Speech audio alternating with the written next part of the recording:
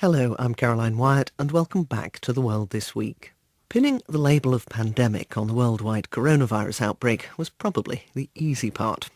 Much harder to work out what to do about it.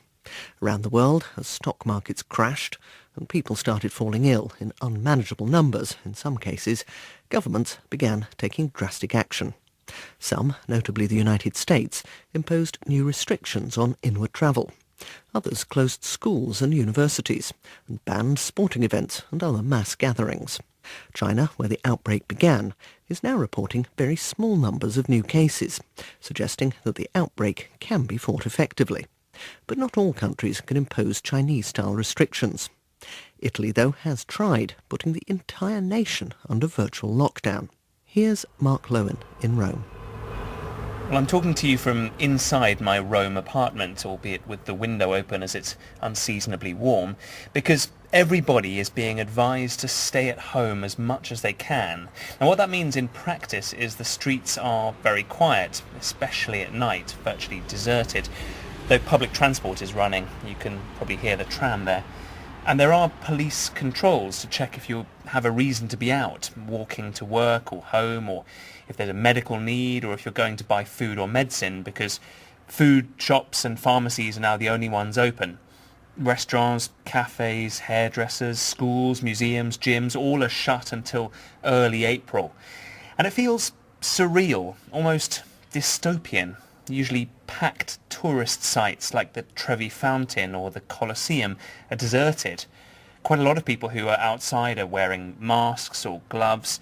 Police are even stopping people they find to tell them to stand a metre apart. Parents are being encouraged to work from home. The government is introducing vouchers for babysitting and has suspended payment of taxes and bills to ease pressure.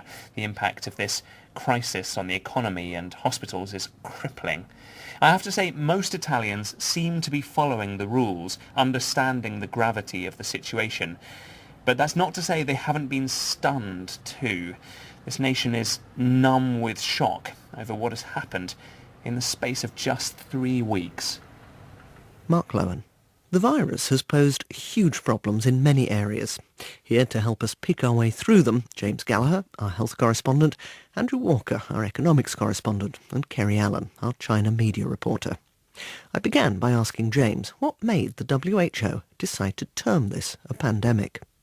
I think it couldn't look at the situation across the planet and not call it a pandemic anymore. For a long time, many scientists have been saying, look, this is a pandemic. There are outbreaks on nearly every continent apart from Antarctica. But for a long time, the World Health Organization was resistant to that, arguing that if they were to use the term, it would cause unnecessary alarm, would make it feel like this is something that could infect every single person on the planet. But, once we got well past 100,000 cases, it's become very difficult to look at the situation and say that it's not a pandemic.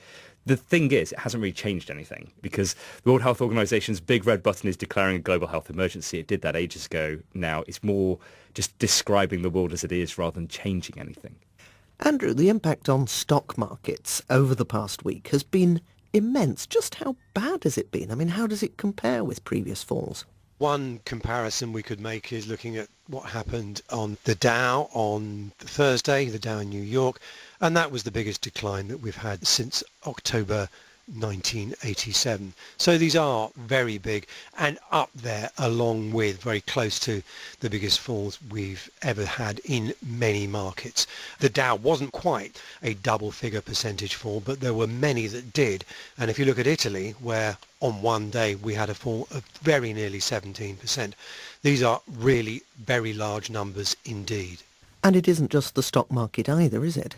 No, and frankly, it's because it's not just the stock market that the stock markets have been taking it rather badly. What has been happening with the markets is that investors have been looking at the steps that governments and individuals and businesses are taking in an effort to contain the spread of the virus, or at least to slow it down.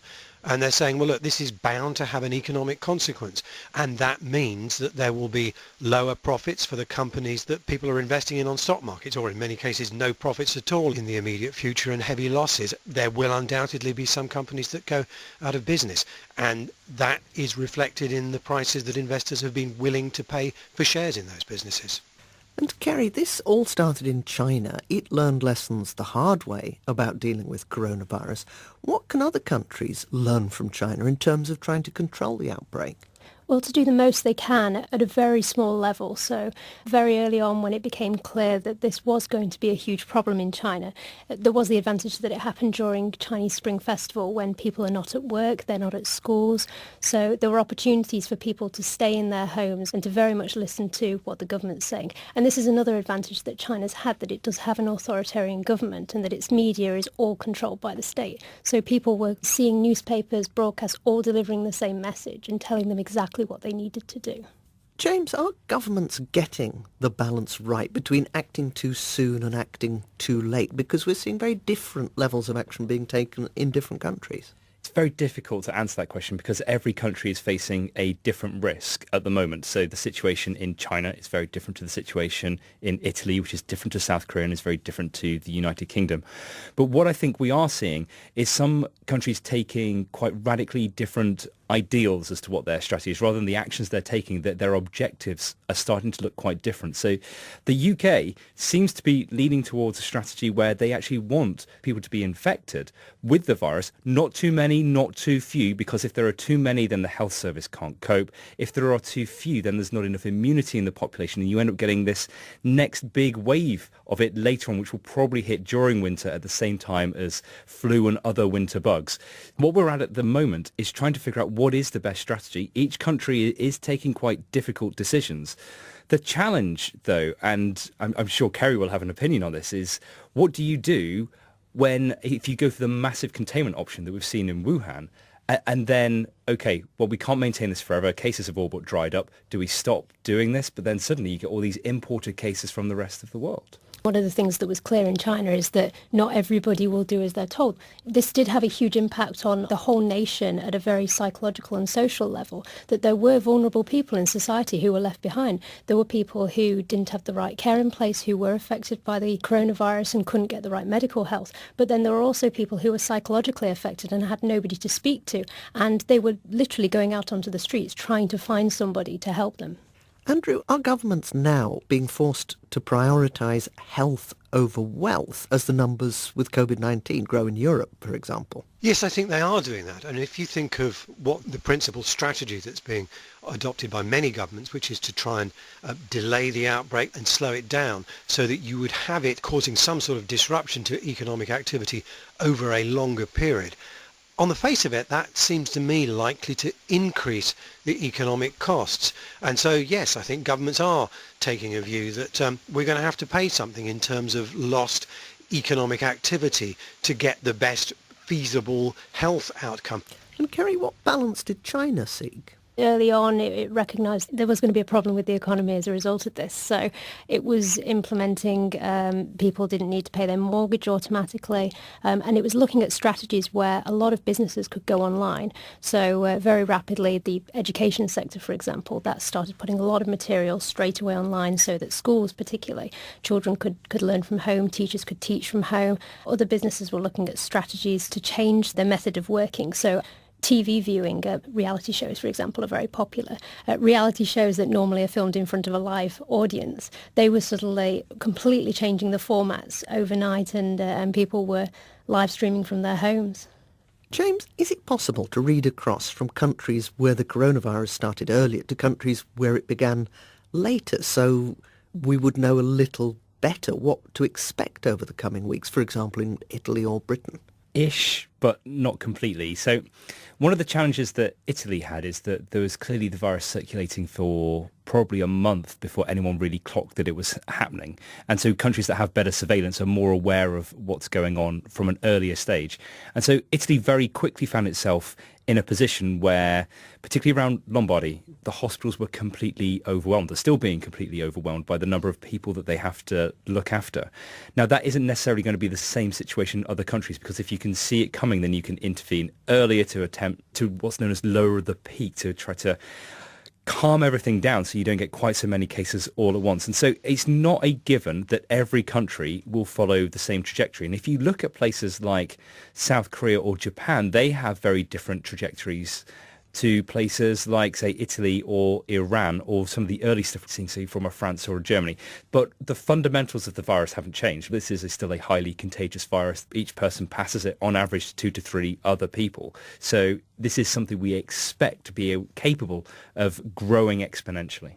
And Andrew, are businesses better prepared for this, do you think, than they were a few weeks ago? In those countries that were not the first to experience the outbreak. Yes, I think that probably is true, better than they were before, although not as well as they want to be. Many businesses have been coming up with contingency plans. They've been looking at the options for getting people to work from home where it might be feasible. They've been thinking about plans for sending people home and actually not working at all in situations where it's not realistic. Kerry, is China worried that it might see a resurgence of coronavirus come the autumn, as the world did a century ago with Spanish flu, where it went away, it came back again? Very much so, very much so. It's now the case that there are discussions about controlling entry into China again. So obviously there were a lot of people who travelled internationally before the outbreak in China, and they want to get home, and I've been speaking to people and they've said that their flights have been cancelled back. They've been staying with friends in areas like Thailand, for example. And there are difficulties that China, it's looking at other countries' responses and it's saying that it's not being taken seriously, that there's a lot of transportation between different areas. Still, people can still fly largely, and it is worried. It's saying that people should be taking lessons from China, because China did have SARS. This was a lesson that it took on board when this coronavirus started. Just the cultural level, the response, the reaction, and it's saying that people should be learning lessons from China now and reacting similarly. They should be looking to contain this. Kerry Allen, Andrew Walker and James Gallagher.